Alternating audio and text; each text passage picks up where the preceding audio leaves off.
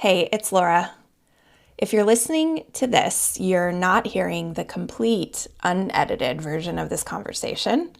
If you want in on that, you can get it by becoming a TMST Plus member. Just head over to our website at tmstpod.com and click support.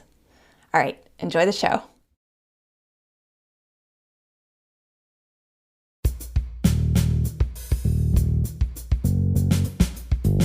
Hey, it's Laura. So with this conversation, we're doing something completely new. This is part one of a two-part conversation with Jamie Lee Finch.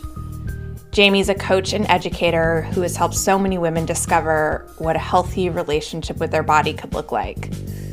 So we go deep into her thoughts on why we need to relate to our bodies like a person, yes, and the healing that can come as a result. Jamie is also the author of You Are Your Own, a reckoning with the religious trauma of evangelical Christianity.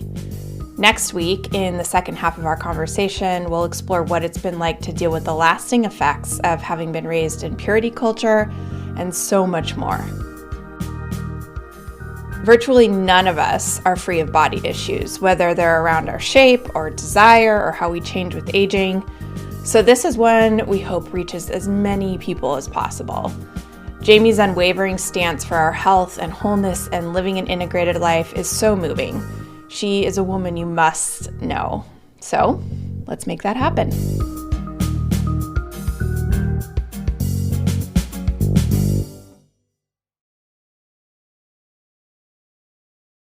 So you have this bold statement that I love.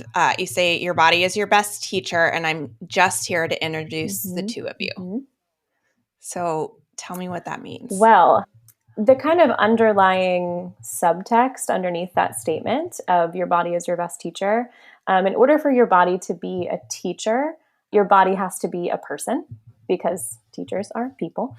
And so the real core of the work that I do and the mentality that drives the work that I do and the belief that drives the work that I do is this idea of body personhood and being in relationship with the person of your body, as opposed to a dynamic of objectified itness of the body, which is kind of what most of us have been raised in and most of us have just been socialized into, is literally and figuratively referring to and interacting with our bodies as objects and calling them an it. Once you start working with this idea of body personhood and calling your body by a personified pronoun, you start to hear the it word everywhere and it starts to kind of feel grating. But until that point, it's so normal. So this idea of your body being your best teacher, what I mean by that and kind of how you get there is through this recognition of the full personhood of your body, the fact that your body is a person, and them being a person means that you are in a relational dynamic with them where communication is happening two ways. And that there's kind of a responsibility that you have to that person and that that person has to you in that space of that relationship. So when you acknowledge that and you are interacting with your body as a person, then over time your body does emerge as this deeply wise and compassionate teacher who your entire life has only ever been doing things in your direction to make you as safe and as stable and as well as possible. It's just that our perspective of many of the things that our bodies are doing and have done, our perspective is often very altered by the ways in which we've been socialized to think that they're objects and not people. So a lot of what I want to do in both my one-on-one coaching and in my online course and just anything I do with this body personhood work is walk people to this understanding of this concept and then move out of the way so that they can hear the person of their body and listen to the person of their body more than they might be inclined to listen to me as their idea of a teacher. I might be a temporary stand-in teacher for a bit, but what I want to do more than anything is move out of the way and say, your body is actually your teacher. I'm just here to get the two of you talking to one another. That's beautiful. What do you look at it as different than, I always think of your body as an animal. Ooh, I love that. Maybe it's, you're saying similar things. Do you actually get people to give their body a persona, a name? I'm a little curious about the visualization of an actual person. Yes. Or is it you, not you type of thing? It's a little bit of both. And the way that this emerges for each individual person who works with it, again, whether it's clients that I've worked with one-on-one in coaching or folks that are going through my course, I do group coaching facilitation in my course, or people can just take it on their own. It emerges differently for every person. The thing that I don't want to necessarily use the word require, because it's a gentle requirement, but it is vital to this process, is the use of a personified pronoun. So changing the word it to he, she, or they. But beyond that, it's different for everyone. So I've had clients who they have felt like an actual proper name emerge for their body. So they've started referring to their body by a specific name, whether that's a human name or maybe just an affectionate nickname, like a term of endearment that they consistently go by. Yeah. There also are, use the word visualization, like in the visualization of it, there are actually visualization exercises in my course that came from the one-on-one work that I do, where I'm prompting people to imagine entering into and occupying and staying in kind of a therapeutic conversational space with the person of their body. And in that visualization, they're just allowing whatever emerges from their own creativity, to kind of fill the space for them. So everything from, maybe their body doesn't even look like them. Maybe the person of their body doesn't look like the idea of who they know that they look like. So everything from that end over to, what does the space look like that you're occupying? It's funny, recently in a group coaching session, I had asked that question to one of my groups. And I have two different groups. So it was very interesting getting the feedback from both different groups and hearing people share. Because for me, my kind of space that I've imagined sitting with and communicating with my body was very kind of therapeutic in some sense, like a therapist office. And I was hearing my group coaching clients say things like a cabin, like an isolated cabin is where they would meet the person of their body. Or like there was one person or a couple people who had mentioned their space wasn't a space they'd ever been before, but it was an amalgamation of previous spaces that had made them feel safe and secure. So like a library or, just pulling things out where there's a wall of books, and the word cozy came up for a lot of people. So the specifics of how you interact with and engage with and therefore communicate with this person and how this person reveals their personhood to you is very unique to each individual specific person, but it's all predicated on this base acknowledgement of, okay, I need to stop calling you an it and start calling you a he, she, they, because you are a he, she, they. You are a living being. And everything that goes along with being a living being is something that I'm now setting myself up to expect to receive from you. So love that. Love it. When someone calls you or reaches out to you, what do they say? Like, what are they looking for? That's a great question. I don't think anyone's ever asked me that question on a podcast before. And I don't know why now, because that's right. It's like, that's a beautiful question. So they definitely don't call because they don't have my phone number. But the channels where they reach out. That would be scary. Right. It'd be a little bit overwhelming. Yeah. Via email, form submission on my website, social media DM. Usually the language that is used, generally there will be some sort of lead in with, I heard you on a podcast or I read your book, usually just to contextualize. But then I've gotten everything from a straight to the point, one or two sentences of, communication like, I feel disconnected from my body, or I don't feel alive, or, something like that, very short and simple. And like, can you help? All the way to the other end of the spectrum of someone saying, I encountered your work in this way. I heard you talking about the way that you have this relationship with your body. And it spoke to me in a certain way because here's what I've been through. And then I get like paragraphs of their individual and specific trauma. And then the, can you help? And would you say most people come from the background that you did, the evangelical background? Definitely. I think that is something that has happened because of the book that I wrote, which was and remains in my mind very separate from the embodiment work that I do. But I understand that because I do both, they've been fused together.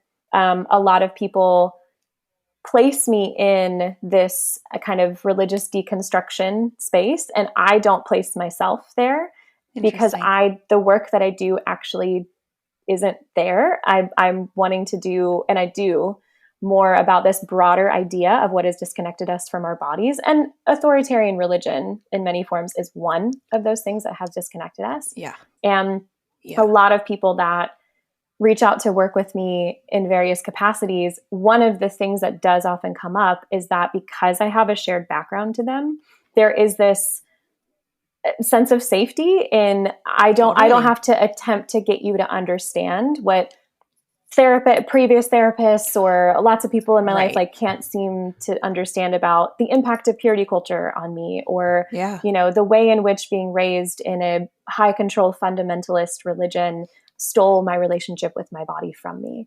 So it makes sense to me that that's the majority of people who reach out. There are definitely complications with the fact that that is a highly traumatized group of people who generally, when they reach out to me, are not that long out of being in that space. That's why I asked, because I was wondering if people came to you, like if they actually, I'm surprised that people even have the language to say I'm disconnected from my body. Yeah. And maybe that's just what the way in is to the conversation. I think you're right about it. It is kind of surprising. Here's what I think happens very often, and definitely not for everyone. A lot of times when people leave, we'll just name evangelical Christianity specifically, there is a component to it where they have felt like relationship to their sexuality specifically has been shut down because it was required to be shut down, whether that is because they're queer and that part of them never got to emerge, or because, they've just wanted to have sex and that was off limits unless you're in a heterosexual, monogamous lifelong marriage. So there's so many different reasons and aspects and ways in which our relationship as human beings to the full expression of our sexuality was very, in some cases, like violently shut down when we were there. Yeah. And so I think the reason why people are able to access the language of I don't feel connected to my body is because what they're specifically saying is I don't feel connected to my sexuality. So I used to actually refer to myself as a sexuality and embodiment coach. I have retired the sexuality part of it in the title only because for me, when people would come to work with me, because that sexuality piece is right on the top of their mind, understandably, they would want to jump right in there. And what I prefer to do is back up way, way further than that and start talking about some of the other things that have shaped their relationship to their body in general, because sexuality and the expression of our sexuality is just one component of how we are in our bodies and how we live and move and be in our bodies. So starting there are definitely lots of coaches and therapists and people who start there, and that's great. I'm not specifically equipped to start there. It's not really where my training is in necessarily, and it's just not really where my interest is in. I'm here to help people recognize the personhood of their body, connect with that person, develop deep, invested, communicative relationship with that person. And as an outgrowth of that overarching work, their relationship to their sexuality will change over time. And it's clients who that's been the energy where they've come in guns blazing, like, I want to work on my relationship to my sex life, or the fact that I can't orgasm, or the fact I just figured out I'm queer. And I'll pull them back, and we won't, like, the joke has been I've done this job for like 5 years now. The joke has been for a while that, so many of those people who come in wanting to work directly on that, I'll acknowledge that in the consultation, and then we won't revisit it for like 4 months. But then by the time we revisit it 4 or 5 months later, there's so much that they'll tell me has already changed without us even directly talking about sex itself or sexuality itself. It makes so much sense. It's one of the most acutely presenting symptoms to them, probably because they get so much feedback about it. Yeah, that's a great way to put it. In the world, right? And with others in relationships, and there's probably so much repression and so on. But it's like alcohol. Like I work, my history is in addiction and alcohol, and the drinking has to be addressed. But it's just the tip of the iceberg. Yes. There's all the stuff underneath. And so that makes a lot of sense. So you have a course called Your Body as a Person. And you say the simple shift that holds the key to personal healing and collective justice, which I think is so interesting. How did you arrive there? Personal healing is pretty intuitive, but then collective justice. Yes. How did you end up there? Yeah, it's kind of an audacious statement. It's great. But I mean, it's the most honest one I can think of, because what I'm not saying is like me as an individual person, like I have the answer. What I am saying is this recognition of body personhood answers so many of these questions that we keep trying to answer in other ways and keep not really finding any path forward. So obviously, yes, the personal healing part is pretty clear. But the collective justice aspect to it, this is something I go really deeply into in the first full module in the course, in module 2, where I'm talking about the existence and impact of intersecting systems of oppression. So the ones that I directly name in the course are capitalism, patriarchy, white supremacy, authoritarian religion, ableism, and fat-phobic diet culture. There's plenty more. There's lots of, those are umbrellas. Ones. There's ones underneath those, but those are the ones that it felt most useful to succinctly name, and not just name, but talk very in no uncertain terms about the impact that the existence of these systems and the fact that we are born into, depending on where we occupy as far as privilege or oppression with each one of those systems, we're born into participation and or complicity with them. Or, we're born into the position of being most oppressed by them. And so we are deeply affected by them. And that is all happening in and through and with and according to our bodies. So, for example, with white supremacy, obviously, my body is affected by the existence of white supremacy. But someone who is not white, their body is so much more deeply affected by the existence and impact of white supremacy. And if we're going to talk about body personhood, and if we're going to talk about personal healing, we also have to talk about the fact that what you have been taught about your body, you have also internalized and projected outward onto everybody else's body too. So say more about that. Yes. So using capitalism, for example, it's like one of the easiest examples. A lot of us have this internalized belief about our bodies that if they get tired or if they get sick, that they are lazy, that they're trying to inconvenience us, that they're just like bad machines that are breaking down. So we have that belief about ourselves. And what having that belief about ourselves causes us to also do is project that belief outward onto other people, often in ways that are knowingly or unknowingly agreeing with the socialization and talking points that we've received about like certain types of people, whether they're people of color, disabled people, fat people, regardless, like we've been given these hierarchies of like who fits in the category of lazy, who fits in the category of productive. And therefore, because of that, the subtext is who fits in the category of bad and who fits in the category of good. So when we believe these things about ourselves, and when the impact of the body negating and body harming messages of capitalism are affecting me, and I can benefit from divesting from those and learning about the personhood of my body, being more gentle with her, learning that like rest is useful, and divesting from these ideas of capitalism. Additionally, when I do that, I'm also divesting from that, maybe we'll call it an impulse, a survival impulse, we'll say, to project those same ideas outward, which then causes me to label and to judge and to further participate, especially if you're a person with privilege. So I have thin privilege, I have white privilege, I have all of these privileges that if I am not divesting from those actively in my personal life, I will continue to project those outward, and I will continue to participate in these systems in the ways that they continue to oppress people who are not me. This is why I needed to bring the collective justice element into it, especially as a white woman, because in a lot of embodiment spaces or healing spaces, self-help spaces, what you encounter a lot is that the self-healing part of it, the personal healing part of it is enough, and the conversation ends there.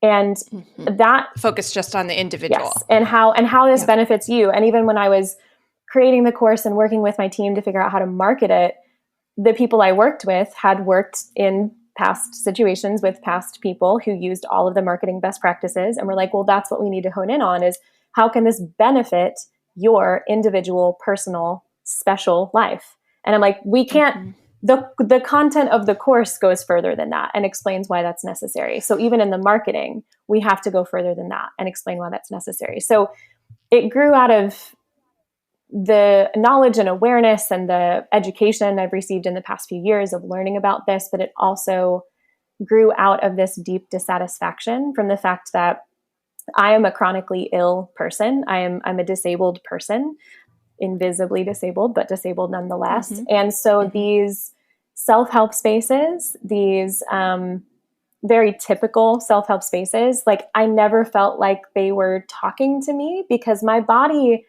is not, I can't mind over matter myself out of a chronic illness. Like that's never going to happen. So right. I have to. You can't law of attraction your way out of it. Absolutely not. No. So it's nice to think about the fact that the benefit of the self-help things and the courses, and it's really nice to think that we can personally benefit from those.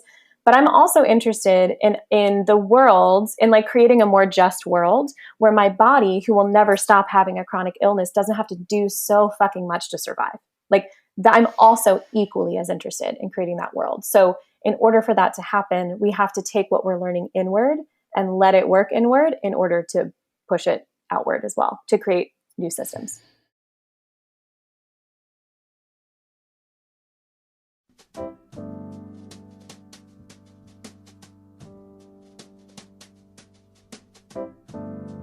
Hi, I'm Michael. I'm the executive producer of Tell Me Something True, and I co-created the show with Laura. We built TMST and our online community with the hope of creating a sane spot on the internet. We're really passionate about the ad-free nature of this work. Our belief is that this project will work best if we're not hustling to keep advertisers happy, and we keep our attention on you, the TMST community. And this is where you can play a major role. TMST Plus is the membership group that helps to keep this podcast going. Whether it's through a monthly membership or a one-time contribution, TMST Plus members are vital to this experiment. As a TMST Plus member, you get to join Laura for member-only events, send in questions for the guests, hear the complete unedited interviews, and connect with other TMST community members. You know, sometimes we feel like we can't make a difference in the world. With a TMST Plus membership, you can be keeping this space alive and thriving for a one-time gift or for as little as $10 a month. You can find the link in the show description, and then please head over to tmstpod.com right now to support the show. And thanks.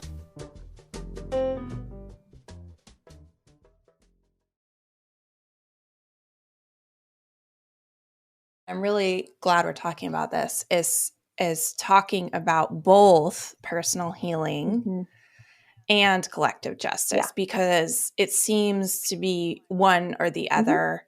And I'm not saying always, very often. The book I'm writing right now is about 9 things. And the first 2 are, it's not your fault. And then the first is, it's not your fault. The second is, it is your responsibility. And so I'm curious about how you think about personal responsibility inside of that, because it still is an individual process. But I would guess that the value that you're trying to bring is a deeper empathy of the collective, and just like look at the water we're swimming in type of thing. Like the things that you're not aware of, because they are ideologies. That's the definition of an ideology, is you don't know you're in it unless you step outside. Do you get resistance to this? What is the sort of constellation of feedback? You're asking that question at a very fascinating time in how I'm viewing what I do and the position I occupy and how it is generally received.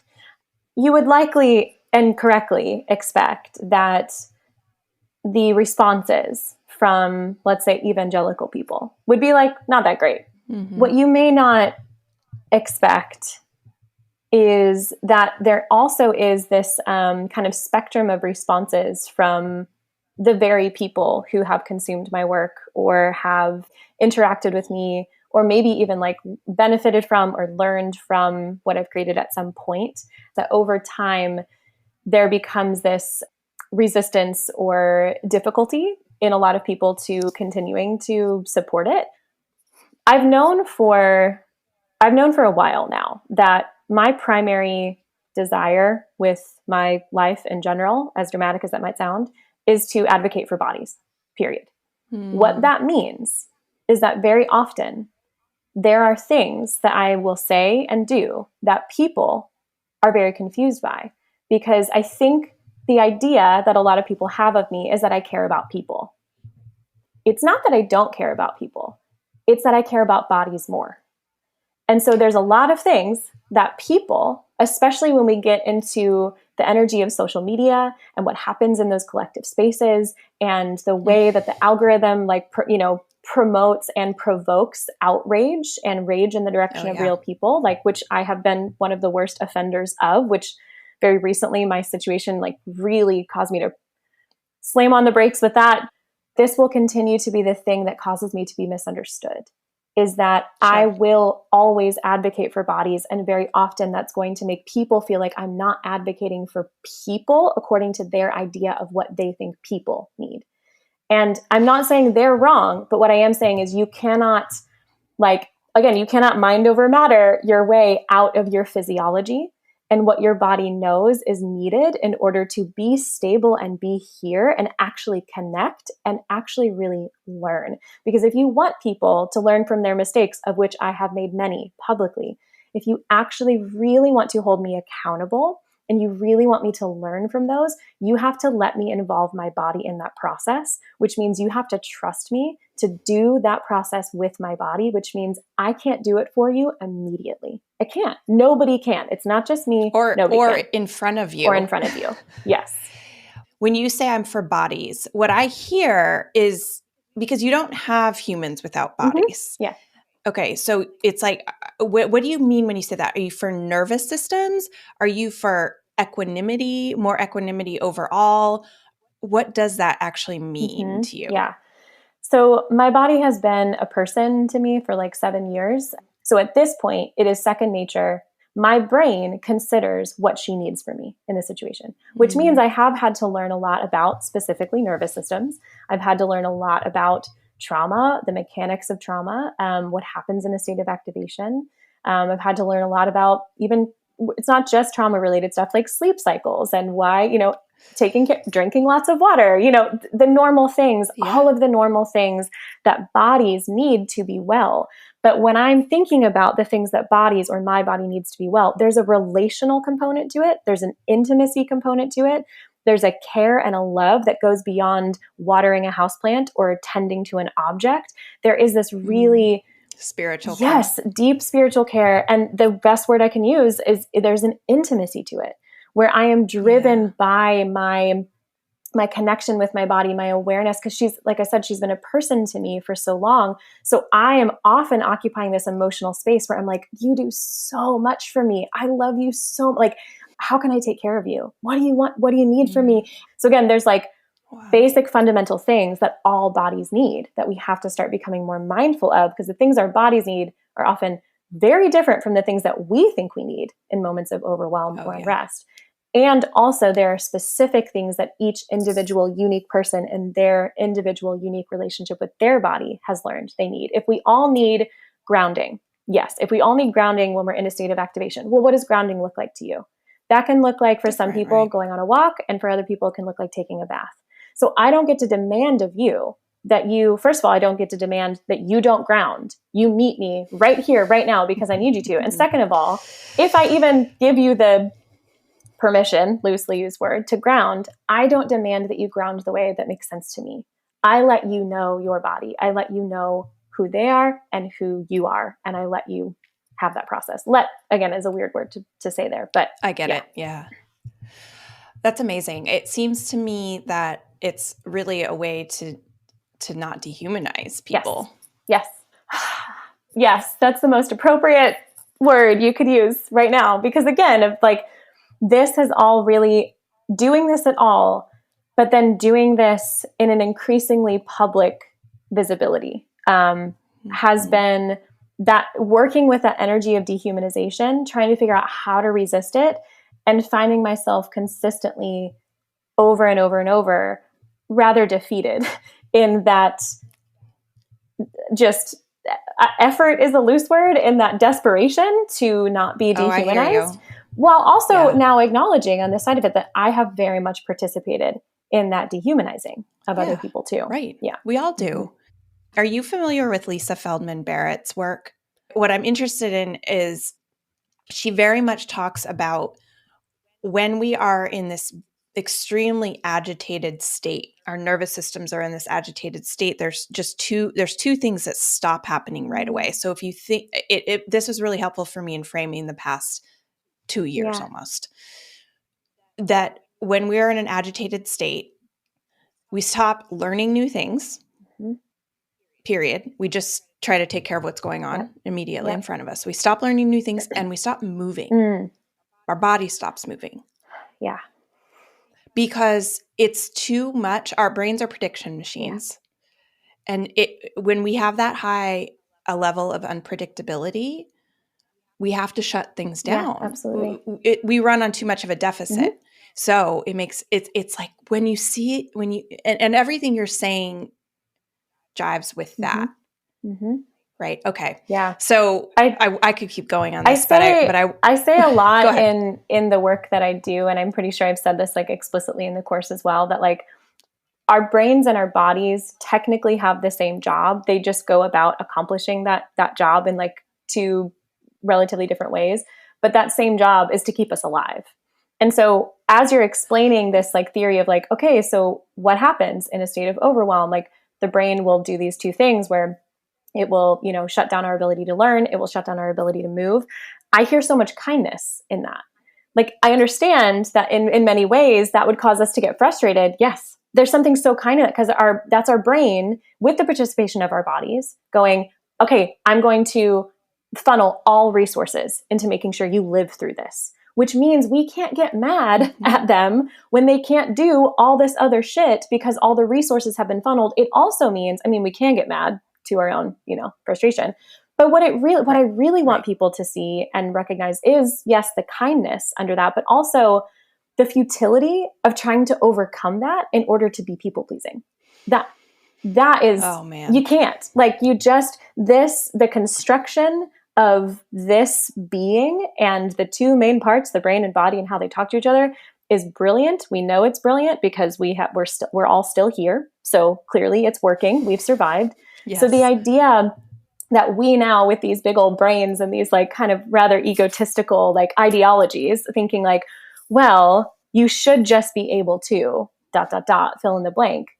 No, she's smarter than me. Like she's better at her job than I could ever be at trying to do her job. So why don't I just let the process happen to me? Whether it's feeling a heavy or hard emotion, or, existing in a state of overwhelm and allowing my body and my brain to be like, hey, let me just take care. We can't learn something new right now. We can't move right now because we have to be shut down in order to work through this and move through this. What if I just let them do their job? Yeah. So that is the thing that I'm like, this is what I really want us to start not only advocating for ourselves individually, but just hands off letting other people do that. And that is so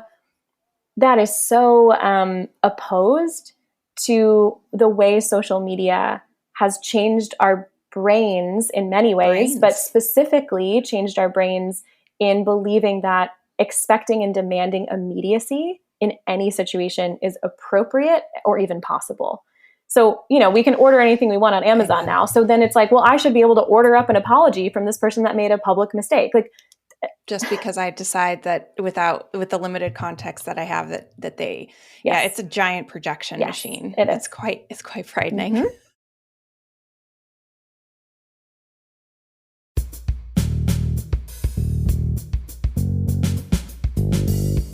Okay, so we have to stop right there. And I know it's a weird kind of cliffhanger, sort of terrible, But like I said, we got into so much stuff, there was just no way to fit it into one episode. So please make sure you come back next week for an incredibly powerful conversation about surviving and thriving after religious trauma, and how we can wound ourselves all over again when we get on the merry-go-round of seeking approval from others. It's insidious and pernicious and something I know too much about. These kinds of conversations don't just happen everywhere. Tell Me Something True members make it possible. So I hope you'll head over to tmstpod.com and become a member. Members get access to the full uncut versions of these conversations, previews of upcoming guests, invites to join me for members-only events, and access to our members-only community. We decided from the beginning to make this an independent project. We don't have sponsors and we don't run ads. This means we can make the show all about you, not what our sponsors or advertisers want, but it also means we're 100% reliant on your support. So my request and my invitation is simple. Support the show by becoming a member. Or you can simply make a one-time donation of as little as $5. I can't stress this enough. You can make a huge difference for as little as $5. So please head over to tmstpod.com right now. Tell Me Something True is engineered and mixed by Paul Chufo. Michael Alcessor and I dreamed up this show, and we're looking forward to joining you online and next time on Tell Me Something True.